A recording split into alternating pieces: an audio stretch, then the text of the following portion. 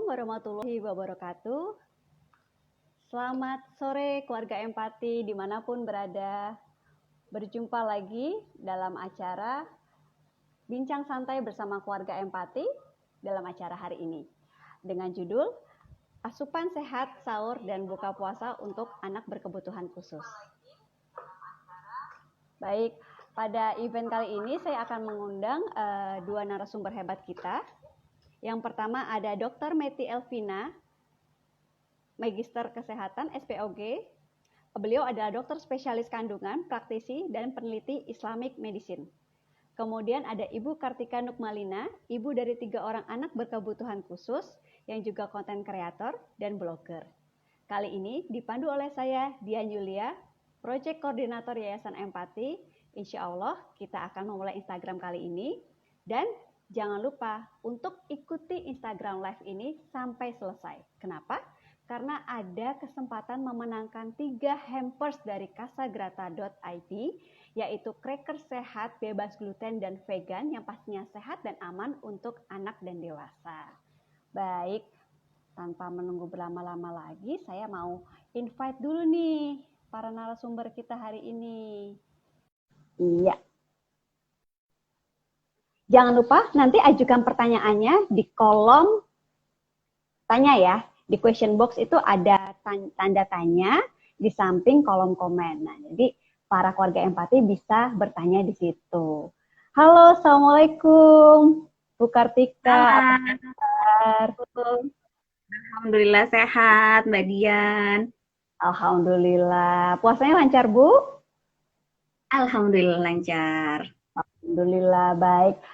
Bu Kartika, terima kasih sudah hadir di sini. Saya mau izin untuk meng-add 1 orang lagi nih, Bu Kartika, ahli yang akan kita undang pada acara hari ini. Ada Dr. Meti.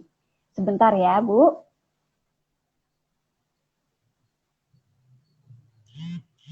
Suara saya apakah kedengaran, Bu Kartika? Sangat jelas, Alhamdulillah. Alhamdulillah ya, jelas ya. Oke, ini sebentar. Bu Dr. Metinya belum muncul. Oke, Bu Kartika, ini sekarang Bu Kartika posisi di Jogja ya, kalau nggak salah ya? Ya, Alhamdulillah ini lagi di Jogja, di rumah.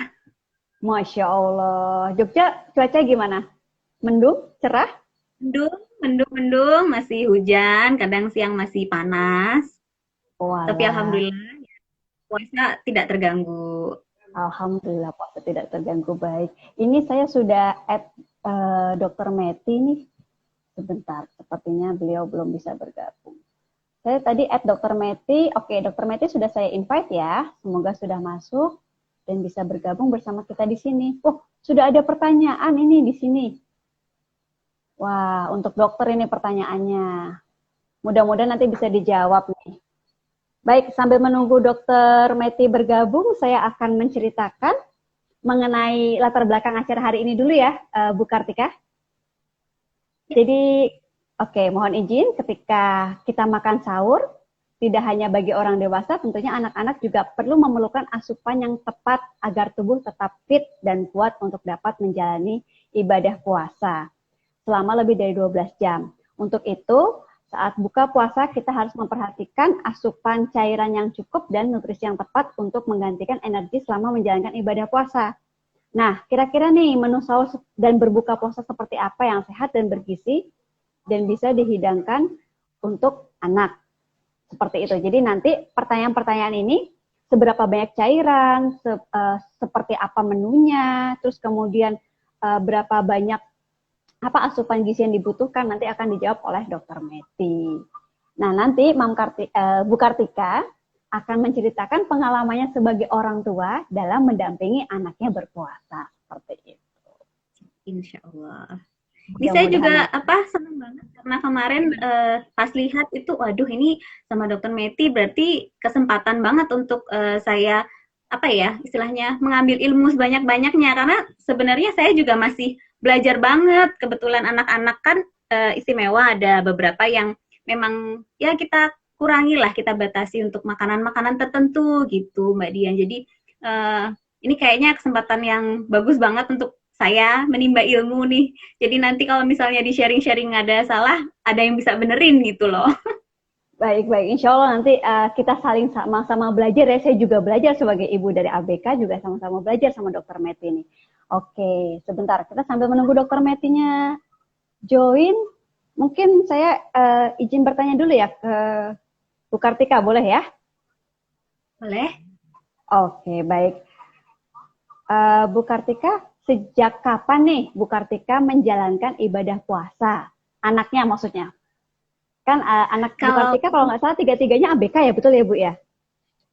Ya, alhamdulillah dikasih bonus tiga-tiganya, anak istimewa gitu. Jadi tantangannya pasti jauh lebih besar lagi ya. Mungkin Mbak Dian juga tahu kalau untuk mulai mereka puasa, untuk yang besar kan sekarang udah 11 tahun. Itu ada ADD, kemudian yang kedua itu 9 tahun ADHD. Dan ada spektrumnya dulu kita pernah konsul sama dokter, ada spektrum autis juga. Jadi memang sempat diberikan kayak rambu-rambu makanan-makanan apa saja yang boleh dikonsumsi dan tidak.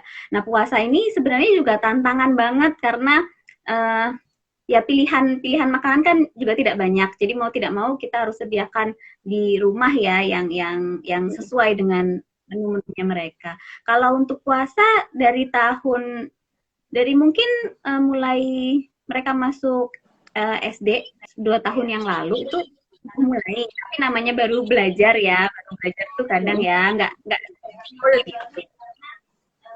Ini memang kita masih kasih kelonggaran kayak bisa di jam 12 nanti lagi sampai jam 6. Tapi alhamdulillah ini sudah tahun kedua mereka udah bisa puasa mulai subuh sampai baik. Alhamdulillah.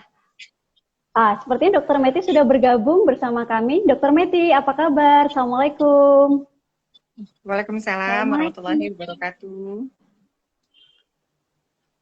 Halo Dokter Meti, di sini sudah ada saya Dian dan ada Bu Kartika, Dokter Meti yang tadi menceritakan tentang latar belakang mengajak Ananda berpuasa, Dokter Meti. Dokter Meti, apa kabar, dokter? Alhamdulillah, sehat, baik, Mbak. Alhamdulillah, baik. Dokter Meti, saya izin untuk melanjutkan pertanyaan dengan Bu Kartika dulu ya, Dokter Meti ya tadi. Ya, silakan. Iya. Nah, Bu Kartika, tadi kendalanya apa aja nih Bu yang dihadapi saat mengajak anak berpuasa nih, Bu Kartika? Iya. Sebenarnya kalau mengajak anak berpuasa itu kan untuk memberikan panduan bagi mereka. Sebenarnya puasa itu apa, fungsinya itu apa. Nah, untuk anak-anak saya memang karena dari usia mereka itu sebenarnya tidak sama dengan usia biologisnya. Jadi kayak kakak mungkin sudah 11 tahun ya, seperti kita tahu kalau anak ADD atau anak autis itu biasanya kan agak mundur gitu, usianya tidak sama dengan usia anak-anak yang seperti usia anak-anak kita dengan anak-anak yang lain di usia yang sama itu pemahamannya belum begitu sama gitu, belum sama. Jadi mau nggak mau kita pakai terminologi yang paling simple. Bahwa seperti apa tuh? Dulu pokoknya paling sederhana lah. Buat apa? Ini bentuk ibadah sama seperti sholat. Kalau sholat kan mungkin mereka sudah paham ya karena sudah terbiasa juga setiap hari. Tapi kan kalau puasa itu hanya datang di bulan Ramadan gitu kan. Jadi nggak mungkin sebelumnya kayak udah lupa, harus diingetin lagi seperti itu. Tapi selama ini karena kita juga sudah dari awal sebelum bulan Ramadan kan sudah kasih tanda-tanda bahwa nanti kita bulan Ramadan itu kita akan puasa itu tidak makan dari subuh sampai maghrib, salah satu bentuk ibadah. Nanti kalau puasanya bagus dapat pahala. Masih sesimpel itu sih Mbak Dian. Jadi tapi alhamdulillah mereka juga semangat gitu ya, semangat karena kita sahur gitu. Ini adalah momen-momen kayak sahur, buka, itu momen-momen yang menyenangkan ternyata buat mereka karena ngumpul sama keluarga, makannya bareng-bareng gitu kan ya mungkin. Nah, kemudian sholat tarawih. Nah, itu jadi puasa itu, momen puasa itu buat mereka tuh suatu hal yang menyenangkan. Jadi kayak gitulah saya mengenalkan puasa sama anak-anak. Baik, jadi kalau boleh saya rangkum, cara Bu Kartika menerapkan puasa ke anak-anaknya yang kebetulan spesial adalah dengan mengajak semangat kebersamaan dan mengajarkan dengan hal yang paling sederhana ya Bu ya, supaya mudah mereka pahami. Betul seperti itu ya Bu? Baik, terima kasih Bu Kartika atas penjelasannya. Nah, berhubung nih ahli kita nih sudah datang, sudah dinanti-nanti sama banyak orang, sudah ada pertanyaan masuk juga nih, Dr. Meti. Jadi, saya izin bertanya ke Dr. Meti nih. Dok, sebagaimana dengan judul tema kita pada hari ini, kami mau bertanya nih kepada dokter, bagaimana sih dok cara memperhatikan dan mengatur bahwa asupan makanan atau minuman berupa cairan itu bisa bergizi dan cukup untuk anak-anak kita yang spesial gitu. Nah, dan kira-kira seperti apa sih dok hubungan antara pola makan sama kesehatan sel syaraf otak pada anak, terutama dengan anak autisme? Silakan Dokter Meti. Ya, baik. Bismillahirrahmanirrahim. Assalamualaikum warahmatullahi wabarakatuh. Alhamdulillahirrahmanirrahim. Wassalatu wassalamu ala asrofil anbiya'i wal mursalin wa ala alihi washabihi ajma'in amma ba'du. Alhamdulillah saya diundang untuk berbagi di IG Live-nya Empati bersama Bu Kartika dan saya sendiri seorang dokter SPOG. Hari ini sebelum kita membahas tentang makan, minum yang terbaik dalam sahur untuk anak-anak berkebutuhan khusus, kita harus tahu juga tinjauan fikihnya. Sebenarnya puasa itu kita mengenal rusyah, kemudahan bagi orang-orang yang ada uzur, ketidakmampuan dalam segi akal, kesehatan fisik, sedang safar, sedang sakit tidak diwajibkan. Jadi saya garis bawahi tidak ada kewajiban bagi anak-anak yang istimewa yang kalau dalam syariat kita untuk harus wajib mereka berpuasa. Apalagi anak-anak. Tapi untuk berlatih silahkan. Nah, jadi itu dulu digaris bawahi. Karena kita melakukan sesuatu, jangan karena puasa jadi harus, sehingga anak-anak kita pun, kita tidak tahu secara syariat bahwa mereka pun yang punya kebutuhan khusus tidak wajib. Karena dari segi akal, mereka barangkali belum, atau dikatakan tidak sama dengan yang normal ya. Jadi demikian, jadi saya di sini tidak mewajibkan ya, ini hanya bonus bagi nanti para ayah bunda yang sudah menyiapkan apa-apa aja syarat precaution yang mereka harus prepare jauh sebelum anak mereka diajak untuk bisa berpuasa. Walaupun dari segi syariah tadi tidak wajib hukumnya, apalagi anak-anak. Jadi itu juga harus digarisbawahi ya tema kita pada sore hari ini. Jadi itu Mbak sebelum saya berbagi tentang apa dan jenis makanan, jadi secara hukumnya dulu ya kita berbagi gitu ya. Baik. Terus kemudian kalau dari sisi kesehatan sendiri bagaimana nih dok? Kira-kira asupan gizi seperti apa yang harus kita jaga sebagai orang tua begitu dok? Jadi kalau kita ngobrol secara awam ya, tadi sebenarnya saya punya slide materi sampai 100 slide yang mungkin mengupas tuntas tentang kesehatan hubungan saluran cerna dengan otak gitu ya. Tapi biarlah enggak apa-apa, kita bersharing saja. Insya Allah semoga Allah mudahkan. Jadi kita ke hulu dulu. Ke hulu, mengapa kemudian nih sore hari ini fasting akan menjadi satu wasilah yang baik bagi seorang manusia ya, seorang hamba Allah, karena kalaupun ditinjau bukan dari segi agama, dari segi kesehatan sendiri, kita sama-sama tahu fasting the best treatment for all the disease. Jadi puasa adalah the best treatment, bahkan ada hadiah Nobel yang mengatakan puasa sebagai pemicu terjadi autofagi. Apa itu autofagi? Sel-sel yang rusak bisa dihabiskan dengan sel-sel imun untuk diganti menjadi sel-sel baru. Regenerasinya termodulasi gitu ya. Jadi sel-sel yang tua itu bisa diganti yang muda, sel-sel yang sakit diperbaiki gitu kan. Jadi misalnya pada anak-anak autis atau autis spektrum atau ADHD apapun yang terkait dengan penyakit degeneratif pada otak, jadi insya Allah yakinlah allazi khalaqaka fasawwaka fa'adalak. Allah itu menciptakan manusia dengan keadaan seimbang. Ya, bahkan laqad khalaqnal insana fi ahsani taqwim. Manusia itu diciptakan Allah sebaik-baik bentuk. Jadi ketika ada sesuatu yang tidak baik, banyak hikmah di balik itu, namun konsep keseimbangan tadi dengan berpuasa Allah akan mudahkan sel-sel yang kurang baik akan pelan-pelan untuk mencapai keseimbangan. Bahkan dalam satu penelitian bahwa kita mengenal begini, kita mengenal adanya pesan. Saya menyampaikan suatu sharing ilmu kesehatan melalui suara saya. Suara adalah satu media pesan. Dalam tubuh, koneksi antara sel otak gitu ya, anak-anak yang gangguan di bagian otak sentral itu, mereka saling bersinaps, saling berkomunikasi yang disebut dengan suatu hormon ya, suatu hormon ataupun neurotransmitter apapun lah istilahnya ya. Nah, mereka bisa saling berbicara kalau pesan itu tersampaikan dengan baik. Contohnya seorang yang punya perusahaan, direkturnya memberikan pesan kepada human resource departemennya untuk rekrutmen.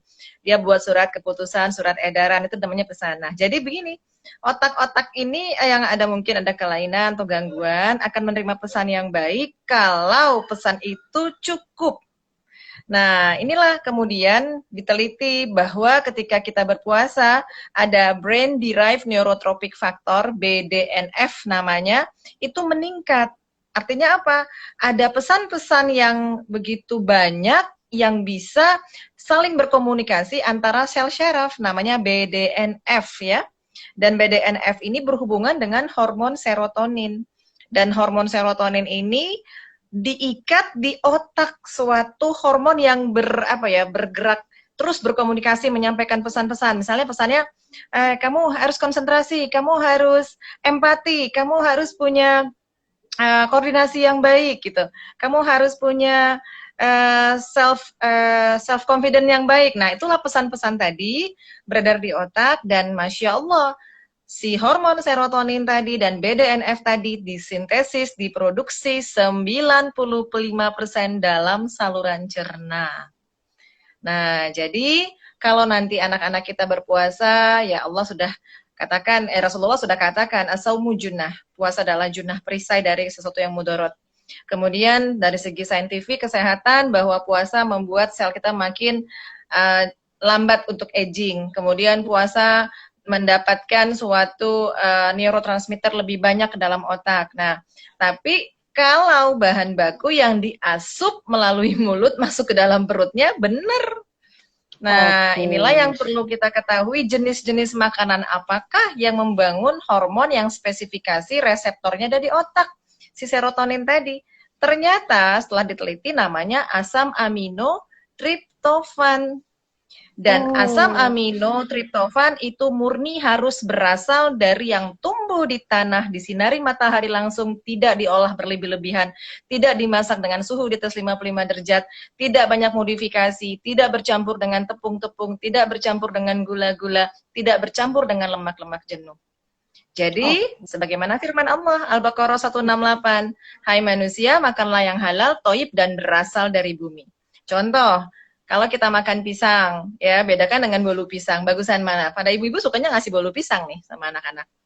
Mana lebih sempurna? Bolu pisang tepungnya berasal dari pabrikan. Bahkan ada zat aditif, ada pemutih, pasti ada suatu zat yang membuat dia lebih awet. Ya, kemudian ada gulanya juga gula tepung misalnya yang direfinasi tidak langsung dari orisinil pemanis buah. Nah, kemudian apa yang terjadi kalau misalnya kita makan tersebut? Nanti dia tidak cukuplah bahan baku membangun serotonin. Tapi beda kalau makan pisang. Pisang itu cuma modalnya paling benih. Kemudian Allah curahkan hujan di tanah yang subur, tumbuh pohon pisang, dipanen setandan pisang, dipetik, dimakan. Asli campur tangan Allah. Tapi kalau bolu pisang, sebagian besar campur tangan manusia dan alat-alat pabrik atau zat-zat yang sudah diolah oleh manusia pasti terbatas. Nah, jadi konsepnya mudahnya nanti saya bersharing ketika kita membuka suatu sunnah, hadis sahih. Berbuka puasa dengan apa? Kurma rutop, kurma muda. Tidak ada rutop, tamer. Tidak ada tamer, air putih. Kalau para bunda dan ayah istiqomah dengan 3 produk ini saja, itu adalah mengandung triptofan demi Allah. Tapi maaf begitu kita terbiasa dengan buka puasa masih ala balas dendam, kita masih sedikit mengandung bahan baku yang akan membuat hormon serotonin tadi. Ditambah dengan kita bersujud setelah kita makan kurma, rutop, tamar, ataupun air putih, kemudian kita jedakan, kita sholat, kita bersolat, berarti apa? Otak kita rendahkan yang paling bawah, secara gravitasi aliran darah pun akan menghujam sampai ke otak, tersampailah hormon tadi. Nah, begitu. Kita simpulkan nih dok, dari penjelasan dokter tadi bahwa kita itu perlu asupan untuk hormon serotonin, betul ya dok ya? Dan itu ada di asam amino, di mana itu ada di zat-zat makanan yang terdapat dari tanah yang diolah secara alami tanpa campur tangan zat-zat adiktif, zat-zat pengawet. Nah, jadi suhunya juga hanya maksimal 50 derajat. Jadi semua tuh kembali ke alamiah dan natural ya dok ya. Diapa-apain yang alami dan natural tuh jauh lebih baik ya dok. Betul ya, seperti itu ya dok ya. Masya Allah. Dan ternyata jika kita berbuka, setelah itu kita berjeda, terus kemudian kita sholat, itu juga ada manfaat lain bahwa aliran darah itu akan mengalir ke otak dan itu membuat hormon serotonin mendapatkan asupan dengan lebih baik. Betul ya dok ya? Ya, sampai ke target prefrontal cortex tadi. Jadi penelitian pada anak-anak autis atau autis spektrum ataupun ADHD ini saya coba share, tadi saya sudah share ke Yayasan Empati ya, bahwa suatu prefrontal cortex ini ada sesuatu yang benar-benar kita soroti, bahwa sebentar ya, bahwa di sini sudah diteliti, dan ini valid sekali, luar biasa, saya sampai Masya Allah penelitian itu luar biasa. In people with autis ya, prefrontal cortex ini ada suatu apa namanya ya, gangguan gitu ya. Adanya suatu ekspresi dari gangguan gen gitu ya, namanya SHNK3 gitu. Dan itulah yang mau kita reparasi gitu. Gen yang terjadi mungkin silent mutasi tadi karena proses, sebenarnya anak autis terjadi pada proses fertilisasi ya. Nah, jadi ini yang mau kita coba tidak terjadi apa ya namanya, perintah-perintah yang tidak semakin sulit lah gitu tersampaikan di antar sel-sel syaraf. Kita tetap maintenance gitu kebutuhan si gen tadi gitu ya. Dan ketahuilah bahwa gen itu, kalau saya ambil nih satu kulit saya atau satu bulu mata saya atau sel telur kita, apapun dalam tubuh seorang manusia, itu terdapat satu sel, kemudian di dalam sel ada gen.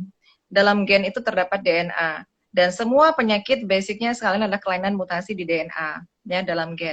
Dan ketahuilah DNA itu adalah asam amino. Dan dalam dunia biologi asam amino adalah 20 macam. Itu semua adalah bahan baku yang kita asup dari mulut kita. 20 macam ini 10 mutlak harus kita asup dari luar tubuh, dan sifat asam amino akan rusak kalau dipanaskan. Ya, dipanaskan, perubahan pH, dan kalau terikat dengan logam-logam berat. Jadi maaf kalau kita ingin maintenance gen kita stabil, jauhkan. Kalau bisa piring anak kita 80% adalah makanan yang tidak jauh dari bentuk asli dan hanya direbus, dipindang, di steam, dipepes, dikukus, tidak digoreng, tidak dibakar, apalagi dibuat jadi tambahan tepung, tambahan jadi mie, jadi roti, itu nggak boleh. Tidak boleh sama sekali, karena nanti terjadi penurunan dari kandungan asam amino tadi. Sementara asam amino itu mutlak berasal dari tanah. Sebagaimana firman Allah, hai manusia, engkau kuciptakan dari saripati tanah. Dan kita akan wafat masuk ke tanah. Kenapa tiba-tiba ada gangguan pada tubuh? Kita analogikan sebuah perusahaan, kalau perusahaan itu pegawainya nggak diberi tunjangan, tidak diberi gaji, mereka bergerombol demonstrasi. Itulah fenomena ketika kita sakit, ada kelainan misalnya penyakit tumor, kista ya, atau penyakit degeneratif apapun lah, termasuk kelainan otak gitu, autoimun, itu sesungguhnya sel tubuh kita protes kepada yang punya tubuh. Karena bahan bakunya tidak kita cukupi, sehingga dia bergerombol. Nah, jadi bagaimana kita memaintenance kebutuhan tadi? Ya tadi, kalau bisa nggak usah jauh-jauh deh, lihat piring Kementerian Kesehatan. Di download atau di Google searching juga ada, itu setengah porsinya adalah sayur buah yang tidak diolah apapun. Cuci bersih, bahkan kalau bisa kulitnya nggak usah dikupas, ya tidak bisa dikupas. Misalnya makan apa ya? Ya makan timun, ya makan dengan timunnya, kulit-kulitnya gitu ya. Tomat juga demikian, ya kalau nanas mungkin dikupas ya, keras gitu. Nah, jadi setengahnya itu wajib sayur dan buah. Seperempatnya adalah karbo, dan pada anak-anak kalau bisa jangan mengandung tinggi gula pada anak-anak autis, tapi juga mengandung indeks glikemik yang rendah dan moderate, itu berasal dari umbi-umbian. Jadi bisa dari labu kuning, dari ubi, dari boleh beras merah gitu ya, boleh dari apa tuh sweet potato gitu karbonya. Kemudian ikannya, lauknya hanya dikukus, direbus, terus tidak digoreng, tidak dibakar sama Dibakar. sekali. Iya. Dan Baik, tidak pas boleh banget dikasih nih, Dok. susu-susu yang mengandung gula tinggi ya, lemak trans fat gitu. Iya, Nah, yang ini juga mengandung pas banget kasein juga nggak boleh. pertanyaan dari Iya. ini, Dok, dari salah satu warga empati pada hari ini dari DNP Valiau. Kan dokter tadi menyebutkan bahwa anak autis sebaiknya menghindari makanan yang dimasak dengan gula, terus dibakar, digoreng seperti itu. Tapi pertanyaannya begini, Dok, mengapa anak ABK itu sebaiknya menghindari makanan yang mengandung gluten dan kasein? Nah, ini gimana, Dok, dari sisi medis, Dok? Ya sebenarnya gini, kalau gluten itu dibutuhkan juga pada tubuh. Cuman kadang kita kebablasan sekarang. Sarapan pagi nanti roti isi selai. Makan siang, oh iya tuh ada ayam digoreng tepung, ayam goreng crispy, gluten lagi. Oh iya deh cemilannya tuh kasih crackers deh, nah gluten lagi. Akhirnya kelebihan glutennya. Dan sifat gluten dia miskin serat dan dia ketika masuk ke dalam saluran cerna. Jadi begini prinsipnya, ketika kita biasakan untuk makan serat dulu sebelum makan makanan pokok, sebelum makan ikan, beras, nasi gitu. Misalnya bismillah kita makan kurma dulu, atau makan pisang dulu, atau makan semangka dulu. Ternyata itu kan sifatnya prebiotik, serat ya. Di dalam usus kita, dalam lambung kita, itu kumannya tuh luar biasa, kuman baik, Lactobacillus, Bifidobacteria, bakteri asam laktat adalah disebut probiotik. Kombinasi antara serat adalah makanan yang si probiotik, mereka bergabung, mereka membuat suatu simbiotik yang disebut SCFA, short chain fatty acid. Short chain fatty acid ini baik banget. Apa yang fungsi mereka? Antara sel-sel saluran cerna itu akhirnya bergandengan, beruhuah sangat harmonis, rapat-rapat, sehingga tidak ada kebocoran saluran cerna atau yang disebut bahasa kerennya itu leaky gut gitu ya. Nah, pada anak-anak yang sudah autis, ternyata banyak sel radang dalam sel-sel syarafnya. Kalau kita buat tambahan, khususnya jadi leaky gut, terciptalah suatu lingkungan dalam saluran cerna yang mengandung sitokin peradangan. Dan ingat, usus ini berhubungan dengan otak. Ada 5 juta sel syaraf vagus dan juga dibarengi dengan pembuluh darah itu connect directly, namanya brain gut axis. Jadi kalau anak-anak kita di ususnya di saluran cerna sudah makan jauh dari serat, itu akan terkoneksi. Radangnya nyampe langsung ke otak dengan syaraf vagus tadi dan tadi syaraf dan pembuluh darah selalu bergandengan. Ada 3 yang bergandengan, syaraf, pembuluh darah, dan kelenjar getah bening. Nah, jadi begitu. Jadi makanya kenapa ketika Rasulullah selalu berpesan, tidaklah seburuk-buruk wadah anak Adam selain perutnya gitu kan, hati-hati. Dan sekarang orang gangguan psikiatri, gangguan jiwa, bukan dikasih terapi, sekarang yang terbaru, kalau nanti kita bisa berbagi lagi topik lain, bukan terapi obat penenang, tapi perbaiki isi perut. Bahkan ada quote terbaru dari dokter spesialis psikiatri, healthy gut and healthy brain.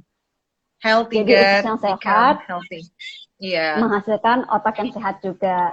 Betul sih, Dok. Karena hormonnya tadi dibentuk 95% di saluran cerna. Benar-benar. Nah, kebayangkan kalau tadi saluran cerna jadi leaky, radang, gara-gara nggak pernah ada serat, bermasalah, udah bocor duluan di usus, gimana mau nyampe tuh hormon baik ke dalam otak. Nah, jadi istiqomahlah kita, mungkin kembali ke zaman dahulu gitu ya, makannya ikan dikukus, direbus, dipepes, dipindang ya. Kalau ingat di Okinawa Jepang, sashimi yang nggak mungkin mentah-mentah banget lah ya. Terus sifatnya ternaknya ayam kampung. Iya. Tapi kan sekarang kita ini selalu mengedepankan, sebenarnya saya mengambil hikmah dari ibunda saya yang mengalami stroke ya. Jadi makan lewat selang dari hidung langsung sampai lambung.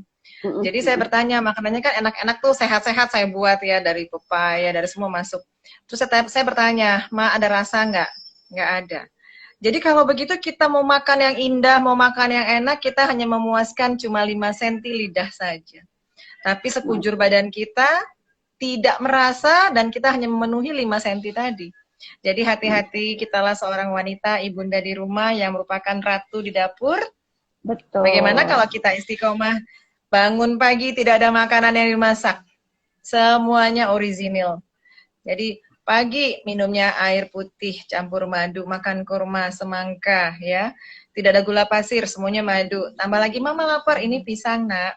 Apalagi lapar, ini alpukat. Apalagi oh ini ada tomat sama wortel nak. Nah ini nih mama masakin pepes nak gitu. Ikan gitu kan dibungkus daun di steam. Lapar lagi mama, ini telur rebus nak. Nah gitu. Ya udah, lapar lagi. Oke, sebentar, ini mama masakin sayur bayam 1 mangkuk. Lapar, terus ini ikan nak. Nah tambah lagi. Udah deh, sesuap 2 suap nasi atau beras merah atau beberapa potong ubi-ubian. Insya Allah itu lambung dan saluran cernanya happy banget. Ya, jadi setelah happy mereka dikonvert menjadi serotonin, ditransfer ke otak, anak diajak sholat tuh nyampe langsung ke dalam otak. Sel-sel otaknya yang terganggu juga, alhamdulillah aku mendapatkan hakku dari saripati tanah katanya gitu. Keren banget sih dok. Ini saya sampai terpukau nih sama Bu Kartika nih dok. Banyak banget catatan-catatan dokter. Bener ya Bu Kartika ya? Setuju ya? Nanti itu ada slide yang saya bagi ya. Kalau nanti para sahabat mau membaca, silahkan. Akan dibagi ke Yayasan Empati. Baik, terima kasih dokter. Saya izin dulu ke Bu Kartika untuk bertanya lagi nih dok. Tadi kan kebetulan dokter sudah menyinggung-nyinggung soal bahwa ibu adalah ratu di dapur. Nah, sekarang saya gantian nih dok, mau nanya ke Bu Kartika nih, selaku juga ibu dari 3 anak berkebutuhan khusus. Sekaligus saya juga mengingatkan kepada keluarga Empati dimanapun berada, silakan ajukan pertanyaan di kolom chat, di sebelah kolom komen yang ada tanda tanyanya. Nanti akan dijawab langsung oleh Bu Kartika ataupun Dr. Meti mengenai topik yang kita bahas pada hari ini. Jangan lupa, pertanyaan terpilih dan nanti ada insight yang terpilih atas acara hari ini dari segala informasi yang disampaikan. Silahkan dibagikan di Instagram, tag Yayasan Empati dan tag Casagrata ID. Jangan lupa follow Instagram Yayasan Empati. Nanti akan berkesempatan mendapatkan 3 buah hampers cantik dari Casagrata. Masya Allah, udah dapat ilmu dari Dr. Meti yang cantik, dapat sharing dari Bu Kartika yang baik hati, dapat kesempatan menang giveaway juga. Masya Allah, insya Allah mudah-mudahan kebaikan yang dibagikan hari ini bisa bermanfaat buat semuanya. Amin, berkah untuk semuanya. Amin. Oke, Bu Kartika nih, saya ada pertanyaan nih Bu Kartika. Nah, tadi kan Dr. Meti udah sebutin nih banyak-banyak menu sama ide-ide untuk kita bikin asupan makanan. Kira-kira Bu Kartika untuk menghidangkan menu sahur dan berbuka untuk 3 anak yang berkebutuhan khusus, Bu Kartika punya tips apa sih? Atau ada menu favorit anak-anak nggak sih Bu? Gitu. Boleh dong Bu di-share ke kita Bu. Oke, kalau sebenarnya kalau menu kebetulan saya itu juga bukan yang pinter-pinter masak amat gitu ya. Jadi memasak itu memang saya baru mulai suka memasak itu mungkin ya setelah masa pandemi ini ya, mulai buka-buka resep dari ibu saya gitu. Makanannya pun makanan sederhana. Iya, ala-ala orang Jawa kayak sayur bayam kayak yang tadi disebutkan Dr. Meti, sayur bayam, benih bayam, kemudian rebus-rebusan juga gitu. Kebetulan di rumah juga lagi asik bercocok tanam gitu. Nanam tomat, nanam bayam Brasil, terus nanam ada pohon ketela. Jadi kita panen-panen dari situ, kita rebus-rebus kayak gitu. Ya mungkin sejalan dengan yang disampaikan Dr. Mary tadi bahwa memang sih saya juga sedang mengurangi meskipun mungkin belum bisa saklek banget ya untuk produk-produk olahan kemasan atau produk-produk yang mengandung tepung-tepungan seperti itu ya, kadang masih ada, masih goreng juga gitu karena ini kan ilmunya saya juga baru dapet nih, jadi insya Allah nanti juga sedikit demi sedikit diperbaiki lagi untuk urusan makanan. Kalau menu mereka sukanya yaitu sayur bayam, sop-sop sayur seperti itu yang diolah banyak kuah-kuahnya gitu biasanya anak-anak. Kalau misalnya untuk ikan, sebenarnya nanti suka ikan, tapi masih suka yang digoreng karena ya itu tadi pengennya sih belajar bisa bikin pepes gitu ya, biar menunya beragam. Gitu. Kalau untuk anak pertama kedua itu lebih mengikuti menu makanan keluarga. Cuman kan memang untuk yang terakhir yang Aisyah itu kan karena memang sangat strict, jadi makannya juga benar-benar nggak bisa kena karbo yang IG tinggi, kemudian nggak boleh kena gula sama sekali gitu. Kita kasihin juga dari susu sudah tidak gitu. Jadi lebih nggak sebingung untuk nyari buat kakaknya gitu. Jadi tadi ada beberapa ide dari Dokter Meti yang mungkin bisa lah Bisa saya diaplikasikan justru di rumah, betul ya? habis ini habis Malah kuliah nih dapat kayak banyak kuliah gitu. resep, betul, betul, setuju sekali. Nah, Ini makanan-makanannya tuh kesannya simpel ya, tapi ternyata itu bagus banget untuk tubuh, kayak cuman direbus gitu kan tadi Dokter Meti betul, betul, bilang. Itu ternyata efeknya untuk tubuh bagus gitu. Ya saya juga betul, nanti betul. mau mengaplikasikan lagi apa yang Mengaplikasikan. disampaikan. Iya. Betul. Oke, Bu Kartika, ini ada pertanyaan dari Mami Wigayati nih. Nah, Bu Kartika, untuk anak ABK yang tidak bisa mengendalikan makanannya itu gimana? Mungkin ini bisa dikaitkan dengan pengalaman Bu Kartika dalam mengajak anak-anak berpuasa ya. Kan maksudnya anak-anak Bu Kartika kebetulan kan spesial semua nih. Nah, waktu tidak bisa mengendalikan makanannya nih, tipsnya dari Bu Kartika gimana nih? Sebenarnya kan memang apa ya, kita tuh intinya kalau saya pribadi saya gimana sebisa mungkin memenuhi hak anak gitu ya. Tapi nggak terlalu apa ya, kayak melulu kemauannya mereka. Jadi kayak anak saya yang nomor 3 itu juga masih agak sulit mengendalikan makan. Dalam artian dia tiap 3 atau 4 jam sekali harus makan. Anak saya yang nomor 3 itu kan dia ada cerebral palsy kan. Jadi mungkin belum bisa apa ya, belum bisa memahami nonverbal kan, dia nonverbal jadi belum bisa memahami yang kita nah ini ya nanti makan pagi, kemudian makan siang, kemudian makan malam itu belum bisa gitu. Jadi memang ya dia punya ritme makan sendiri setiap 3 atau 4 jam dia udah ngeluh-ngeluh lapar. Jadi kayak udah mulai rewel gitu kalau udah 3 jam gitu, udah rewel minta makan, 3 jam rewel minta makan ya. Karena kita juga hitung-hitung makannya ini cukup nggak sih sebenarnya gitu. Kita juga ngitung kalorinya yang masuk, apakah benar makanan segini nih bikin lapar dia di 3 jam kemudian gitu. Jadi mungkin kalau ya kerasanya cuman ya aku lapar, aku pengen makan gitu, belum bisa dikasih pengertian untuk anak-anak masih. Jadi ya udah kita ngikutin dulu, tapi masih dalam koridor yang makanannya nggak berlebihan dan bukan makanan-makanan yang memang membahayakan sendiri bagi si anak gitu. Gitu aja sih, Mam. Jadi ke ya nanti cari alternatif makan seperti yang Dokter Meti tadi bilang. Misal lapar ya kita kasih apa asupan makan yang bergizi dan yang memang baik untuk tubuhnya gitu. Semoga membantu ya gitu, saya sharing aja. Nanti kalau mau secara ini lengkapnya ke Dokter Meti langsung aja. Betul, baik-baik. Terima kasih. Saya juga ingin mengingatkan kepada keluarga empati yang lain, jika ingin bertanya, tolong bertanya di kolom pertanyaan ya, yang ada tanda tanyanya di samping komen. Karena terus terang ini kalau misalkan bertanya di kolom komen, ketimpa-timpa sama yang lain. Takutnya tidak terbaca, karena tertutup wajah cantiknya Bu Kartika dan Dokter Meti ini. Jadi kan tidak terbaca nanti, sayang sekali. Dok, ini ada pertanyaan lagi nih dok. Terima kasih Bu Kartika atas penjelasannya. Dok, ini ada pertanyaan dari Ibu Rosa Rosanti. Nah ini dia dok, seberapa bahaya fenol tinggi yang terdapat pada buah dan sayur? Gitu. Nah, mungkin kaitannya dengan kita mengatur rotasi makanannya dok ya untuk menu sahur dan berbuka. Silakan dokter. Ya, baik. Ini tadi saya juga barusan baca bahwa kelompok sayur yang mengandung asam fenolik itu malah baik gitu. Walaupun tidaklah harus berlebih-lebihan gitu. Untuk proporsinya tadi saya selalu kalau lihat piring ya piring standar setengahnya sayur dan buah insya Allah. Jadi fenoliknya malah nggak usah ditakutin, malah bagus. Nah ini perlu dicatat beberapa bahan-bahan yang memang memperbaiki reseptor dari prefrontal cortex pada anak-anak yang ada gangguan ya, qadarullah ya mereka spesial. Pertama, para ayah bunda siapkan minyak ikan yang mengandung DHA dan EPA. Eicosapentaenoic acid ya, yang mengandung omega 3, omega 6, omega 9, silahkan. Apakah bentuknya suplemen atau sirup minyak ikan, silahkan ya.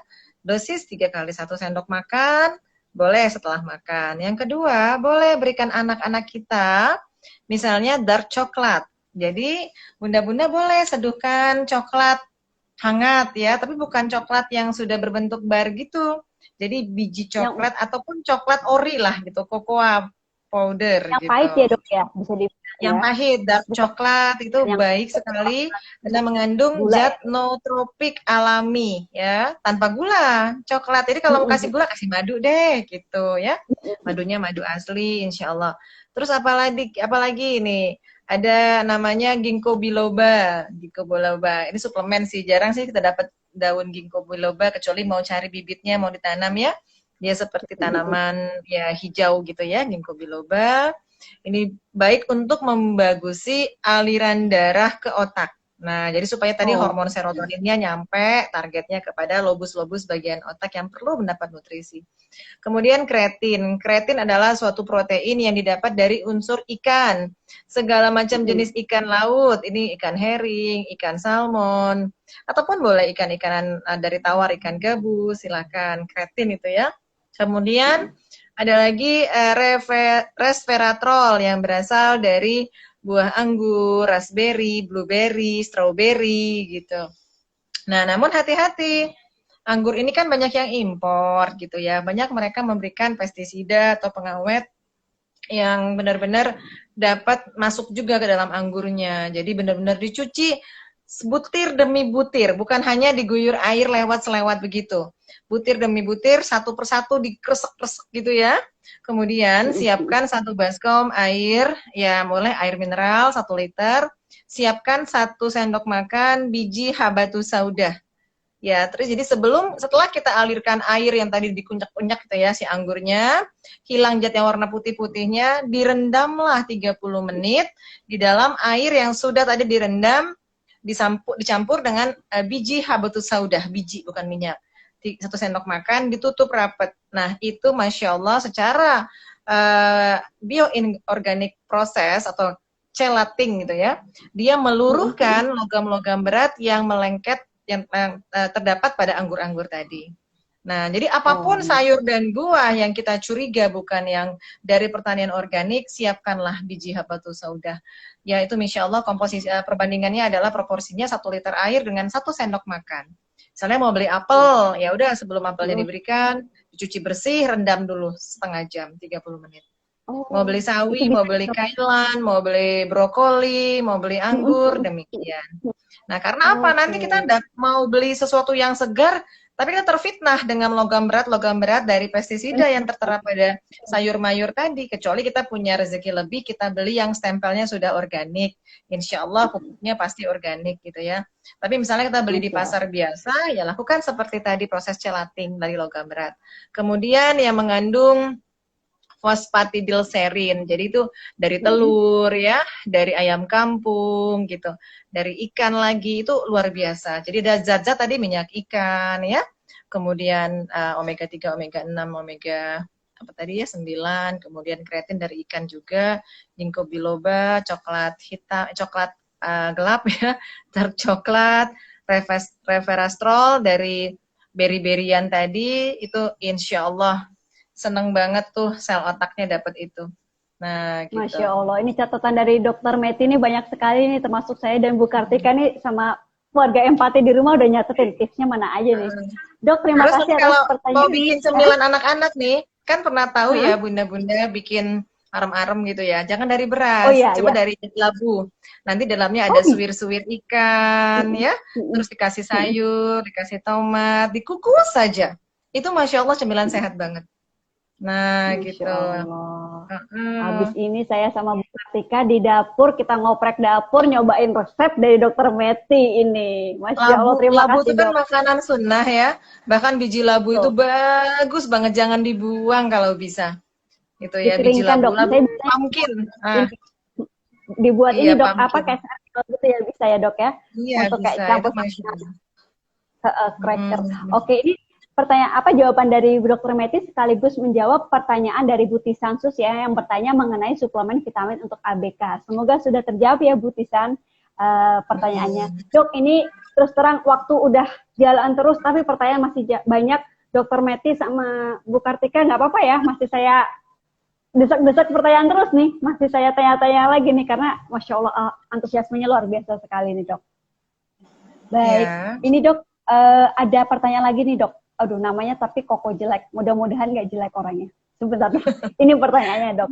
Dok, untuk anak yang obesitas dan ABK, gimana ya, Dok, saat berpuasa? Apakah boleh juga diatur pola makannya? Baiknya atau gimana? Nah, ini, Dok. Ini kaitannya dengan menu makanan juga untuk berpuasa. Nanti saya share aja di ke panitia kalau bisa ya, atau ke yayasan ke pengawal generasi Qurani juga boleh.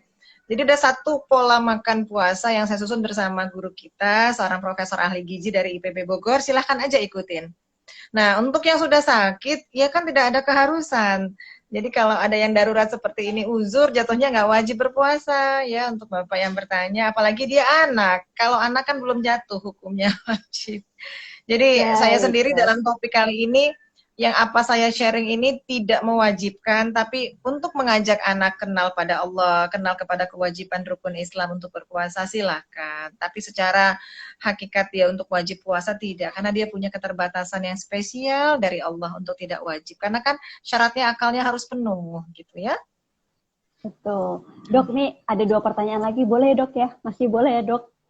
Ya, silakan. Oke, ini pertanyaan dari Bu Isus APT. Mau tanya ke Dokter Meti, mungkin ini bertanya kali. Bagaimana menurut Ibu jika ABK mengkonsumsi air kelapa dan air rimpang? Air rimpang ini apa ya? Air rimpangan, seduhan-seduhan jahe-jahe gitu-gitu ya? Oh, kayak ini ya, Dok. Kayak apa, wedang ungu gitu mungkin ya, Dok ya? Jenis-jenis gitu. Ya, silakan dokter. Iya. Akar-akaran. Iya, saya sih bilang selagi rimpang itu kita temukan lazim ya, karena nanti ketemu akar kita nggak tahu nih akar apa ya, kandungannya apa. Yang penting bukan akar masalah ya, Dok ya. Iya, selagi lazim, maksudnya ada kunyit, temulawak, serai, jahe, lengkuas, silahkan. Tapi gini loh, kadang banyak orang di Indonesia ini, apalagi yang mengenal saya, dokter Meti, dokter herbal. Oh tidak, saya menyuruh orang makan apa saja, karena Allah hamparkan semuanya halal, toyib, ya kata Allah, apapun untuk manusia, asal tidak berlebih-lebihan. Nanti dibilang akar air rimpang-rimpangan bagus, pagi siang malam air rimpang terus. Dibilang air kelapa terus. Enggak demikian. Air kelapa bagus, bahkan lebih bagus dari air minuman yang dibeli di itu yang sekarang minuman kekinian ya. Oh iya, yang di pasar, yang di supermarket itu. Yang ada gula. Ya, kalau dia minta milih itu, mampirin ke depot air kelapa murni ya, lebih bagus, itu jauh bagus sekali. Kemudian air rimpang bagus juga. Jadi kalau hari ini air rimpang, besok air kelapa, besok lagi nanti air apa lagi ya? Air putih ya tetap harus wajib ya gitu. Air teh juga boleh, silakan. Air teh hijau silakan, tidak apa-apa. Tadi kan sedikit ya, tadi saya bilang kafein terkandung dalam dark coklat, juga dalam teh itu juga mengandung kafein dengan dosis maksimal sehari untuk anak-anak 250 mg kafein ya, atau boleh dalam seduhan 250 cc air teh, silahkan, itu baik sekali karena juga mengandung antioksidan ya. Karena sekarang yang tadi saya sebutkan kayak fosfatidilserin, kayak kreatin, terus omega 3 itu sangat-sangat baik. Dan juga kalau mau manis, apapun ayah bunda, bikinlah anak-anak boleh, pada anak-anak ABK ya, yang spesial ini ya, yang Allah memang sudah titipin orang-orang spesial ini ya. Manisnya hanya boleh dari 2 sumber. Kalau tidak madu, dari kurma. Misalnya, bunda pengen buat smoothies alpukat. Alpukat dicampur sebutir kurma atau 3 butir kurma. Nah, semangka tambahin kurma. Jangan sentuh yang namanya gula pasir, demi Allah. Karena ternyata sugary food itu ya, high sugary food itu ternyata menurunkan jauh serotonin di ambang threshold yang paling rendah. Ingat tadi 95% kebutuhan otak, hormon ketenangan, psikologi, prefrontal cortex butuh serotonin.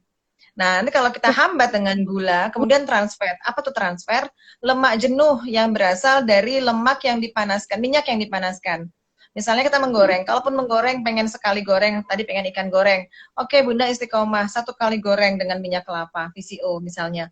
Jangan pakai lagi yang kedua, karena setiap minyak yang dipanaskan yang kedua kali akan menjadi lemak jenuh. Nah, kebayang kalau 3 kali, 4 kali, dan seterusnya akan menjadi trans fat. Dan trans fat akan menurunkan hormon serotonin untuk otak ke titik threshold yang paling rendah. Dan hati-hati juga memberikan makanan yang disimpan di kulkas. Jadi kita lebih bagus belanja ke pasar sering-sering ya bunda. Ataupun belilah buatlah kebun urban farming di sembarangan rumah dengan aquaponika gitu ya.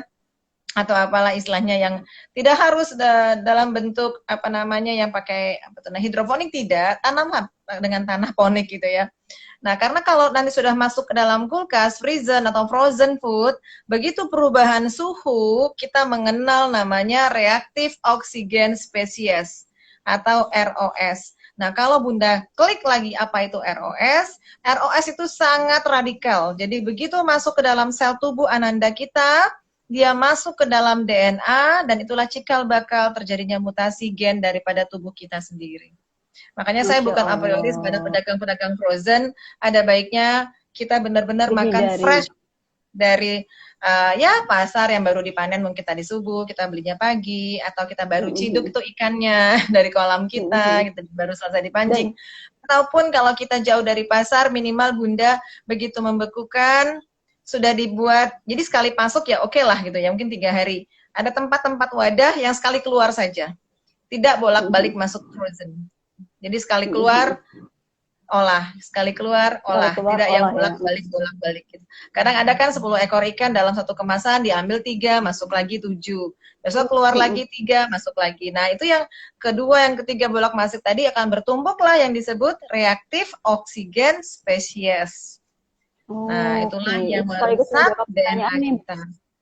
Betul, berarti ini sebenarnya frozen food ini berlaku untuk anak ABK ya? Juga untuk anak-anak yang normal lainnya ya dok ya? Bahwa ya bukan hanya anak, kita juga yang dewasa demikian. Betul. Karena ingat, sekarang kita berpikiran penyakit sekarang kok yang banyak degeneratif ya, adanya penurunan fungsi dari sel tubuh. Apa tuh penyakit degeneratif? Regeneratif artinya sel mampu berganti. Karena ingat tadi Allah berfirman seimbang. Ada sel kulit tiap 3 minggu itu berganti. Ya, jadi setiap hari ini kita mandi, terkelupas kulitnya daki, kalau kita bilang, masuk ke saluran air, 3 minggu lagi tumbuh lagi kulitnya, gitu ya. Sel darah tiap 3 bulan, sel telur tiap 8 hari sekali, dan sel syaraf memang agak lama, setiap tahun sekali ya, memang luar biasa dengan sel syaraf, tapi yakin pasti berganti. Kalau kita istiqomah setahun, 2 tahun, tuh sel syarafnya akan membaik gitu. Jadi kenapa ada yang sakit kanker tuh udah kelainan mutasi, sembuh kankernya.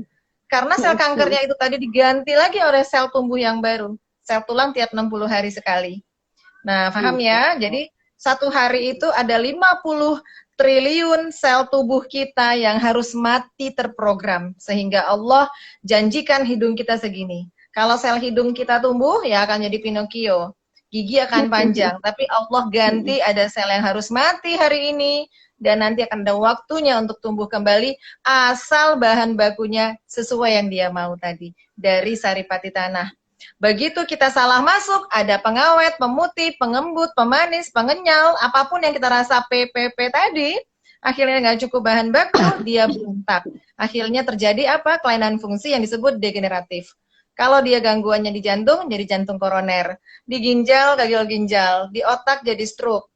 Di darah jadi sakit kanker darah. Ya, kalau dia di sel telur jadi penyakit PCOS kah, kista kah, di payudara tumor payudara, di rahim jadi mioma uteri.